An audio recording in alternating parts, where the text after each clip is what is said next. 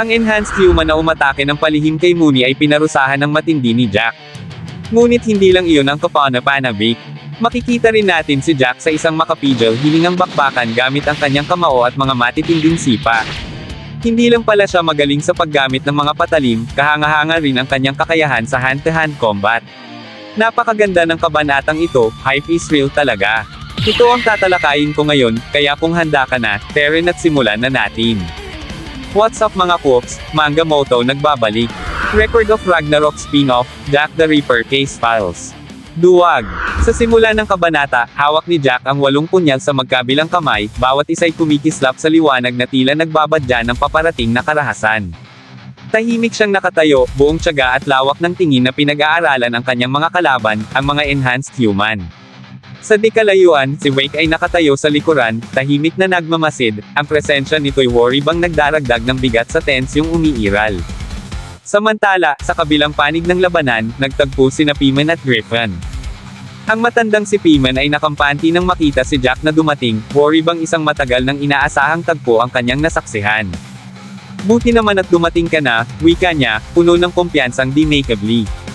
Ang paligid ay tila nabalot ng panibagong tensyon habang ang isang miyembro ng Phantom Beast Front ay nagtanong, sino ang bagong dumating? Sumagot si Griffin ng walang alinlangan, batay sa kanilang nakalap na impormasyon. Ang lalaking iyan, aniya, ay kabilang sa listahan ng mga dapat nating tapusin. Siya ang tagapagdala ng Holy Grail, isang special class na delikadong individual. Kilala rin siya bilang Artist of Death, si Jack the Ripper. Sa di kalayuan, bahagyang natawa si Jack sa narinig. Sa kanyang isipan, naglaro ang ideya na mukhang parami na ng parami ang kanyang mga alyas sa paglipas ng panahon. Samantala, napabuntong hininga na lamang si Widow, tila sanay na sa mga ganitong eksena. Ngunit bago pa man maunawaan ng isa sa mga enhanced human ang kahulugan ng mga sinabi ni Griffin, mabilis itong bumuwelo at tumakbo ng buong bilis papalapit kay Jack. Sa sigaw nitong puno ng kasabikan, ipinahayag nito ang intensyong patayin si Jack upang makakuha ng mataas na puntos. Hindi natinag si Jack. Sa isang iglap, sinalubong niya ang kalaban gamit ang kanyang siko, isang galaw na ikinagulat ng lahat.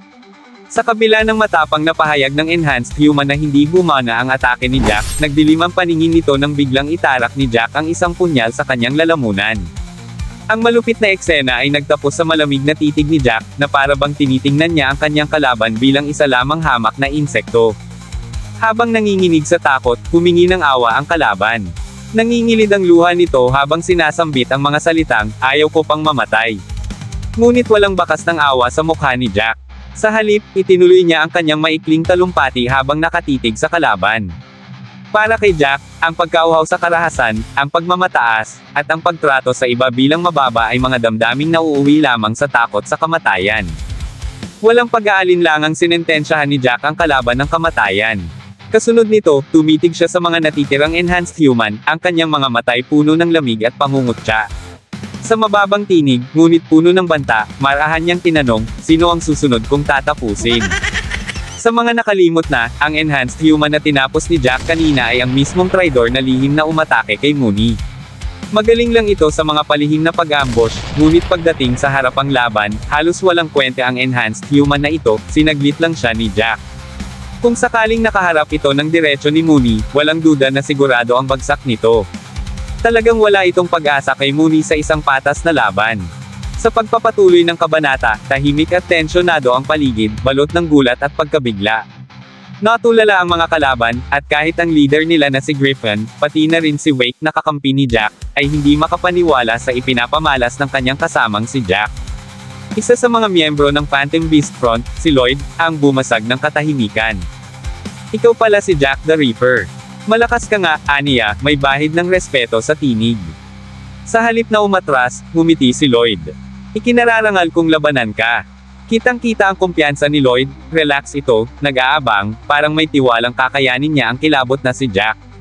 Tahimik namang tinitigan ni Jack ang iba pang mga kalaban, tila iniisip kung paano sila tatapusin ng mabilis at mahusay. Ngunit bago pa makakilos ang sinuman sa kanila, biglang sumigaw si Lloyd, ako ang lalaban kay Jack. Patas na laban. Sa narinig, tumigil ang iba pang mga kalaban sa plano nilang sabay-sabay na paglusob. Ipinagkatiwala nila kay Lloyd ang laban. Habang denado ito at puno ng kumpiyansa, napagpasyahan ng iba na kung matalo si Lloyd, sila na ang tatapos kay Jack. Samantala, ang natitirang mga enhanced human ay lihim na nagmamasid, sinusuri ang bawat galaw ni Jack upang matutunan ang estilo nito sa laban. Alam nilang isang mapanganib na kalaban si Jack, ang tinaguriang Artist of Death. Sa kabilang panig, tahimik na naghanda si Lloyd. Mabilis ang naging kilos niya, sunod-sunod na malalakas na sipa ang pinakawalan niya, bawat isa ay matindi at may puwersa. Ngunit sa bawat pag-atake, madali itong naiwasan ni Jack na parang wala lang. Tahimik lang niyang pinagmamasdan si Lloyd, tila sinasaliksik ang estilo nito at ang bawat galaw ng kanyang mga paa. Iba ka sa iyong mga kasama, ani Jack, ang kanyang tinig ay kalmado ngunit may bahid ng panunuya. Tapat at may disiplina, dumaan ka ba sa espesyal na pagsasanay? Napatigil si Lloyd at tumugon, minsan kong inalay ang buong sarili ko sa sining ng martial arts. Ngunit para sa akin, lahat ng iyon ay bahagi na lamang ng nakaraan. Biglang yumigkas si Lloyd, naghanda ng matinding buwelo, at sa isang mabilis na galaw ay nagawa niyang matamaan si Jack. Ngunit mabilis din si Jack, nagawang depensahan ang malakas na sipa ni Lloyd at naibaling pa ang direksyon ng puwersa nito. Sa huli, tumalsik si Jack ng malayo, ngunit kapansin-pansin na hindi siya gaanong nasaktan. Napabilib si Jack sa lakas at bilis ni Lloyd. Impresibo, aniya, may halong paghanga.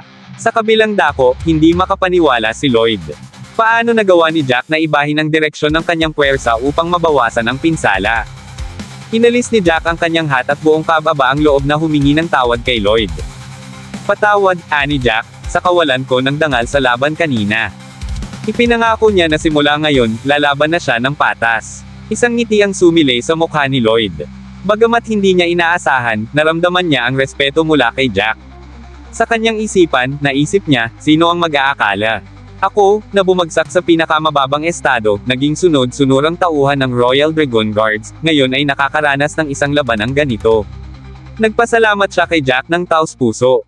Ngunit sa pag-amin ng pagkakamali at pagbibigay respeto, dito rin nagsimula ang mas matindi nilang bakbakan. Mabilis na sumugod si Jack, pinakawalan ang sunod-sunod na malalakas na suntok. Wala nang nagawa si Lloyd kundi dumipensa at umiwas. Isang mabilis na buwelo ang ginawa ni Jack, at kahit na nailagan ito ni Lloyd, hindi niya naiwasan ang isang malakas na sipa na tumama sa kanyang tagiliran. Kitang-kita sa mukha ni Lloyd ang kirot mula sa biglaang atake. Napaluhod si Lloyd, ang sugatan niyang tuhod tumama sa lupa. Namimilipit sa sakit, pilit siyang tumayo. Kahit hirap, sumigaw siya, hindi pa ako tapos. Sa loob-loob niya, matagal na niyang hindi nararamdaman ang ganitong kasabik na laban.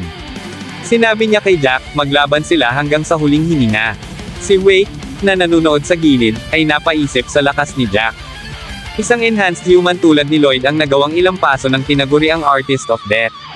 Sa pananaw ni Wake, matindi talaga si Jack. Ngunit napansin ni Jack ang sugat sa tuhod ni Lloyd. Sa halip na tapusin ang laban, may sinabi siya, sasagutin ko ang lakas ng warrior spirit mo Lloyd. May inihanda si Jack na tila hindi moari ng lahat. Napatingin si Lloyd sa kanya, habang si Widow at Wake ay nakatingin na rin ng may matinding pagkasabik at kaba. Inihanda ni Jack ang kanyang kamao sa kakaibang postura, tila nagbabadya ng pagtatapos ng laban. Tinanong siya ni Lloyd, ano ang binabalak mo? Ikaw ang unang makakakita nito, sagot ni Jack. Ito ang aking special trump card. Nanlamig si Lloyd sa sinabi ni Jack, pinagpapawisan habang pilit na bumabawi ng lakas. Biglang nanghina ang kanyang katawan, at ang sugat sa kanyang tuhod ay naging hadlang upang makagalaw pa siya ng maayos. Mula sa kaliwang kamay ni Jack, isang baril ang biglang lumitaw. Ito pala ang kanyang tinutukoy na trump card. Nakahanda na si Jack na magpaputok. Ano sa tingin mo? Tanong niya kay Lloyd. Ito ang ultimate technique ko. Nagulat si Wake sa nakitang baril, habang si Widow ay nadismaya sa ginawa ni Jack. Galit na sumagot si Lloyd, iyan na ba ang kaya mo? Isang baril. Wala ka bang pride bilang isang warrior? Tumawa lamang si Jack. Laban lang ito para sa akin. Isang laro, sagot niya ng walang pakialam. Napanganga si Lloyd sa sinabi ni Jack. Para kay Lloyd, ang laban ay buhay at kamatayan, ngunit para kay Jack, ito ay simpleng laro lamang. Ang bawat sigaw ni Lloyd ay tila musika sa tenga ni Jack. Sa galit, sumigaw si Lloyd, duwag ka. Ngunit hindi natinag si Jack. Sa halip, ang bawat insulto ay tila papuri sa kanyang pandinig. Ang labanang ito ay hindi lamang tungkol sa lakas, ito ay isang digmaan ng prinsipyo, karangalan, at pagkakakilanlan. At dito na nagtapos, alam kong bitin ka sa kwentuhan natin, kaya sorry na agad. Shoutout po muna kina Sa bawat pahina, siya'y nandyan, boses ng kasaysayan, sa kanyang tangan. Mga moto, ikaw ang gabay, sa laban ng Diyos at tao, tagumpay ay taglay. Ang kanyang tinig, di maglalaho, kahit matapos ang lahat ng mga kwento. Mga moto, nag-aapos sa diwa, naglalathala ng kwento ng bawat isa. Sa ranarok siya'y tagapagsalaysay, sa laban ng mortal at Diyos ang huling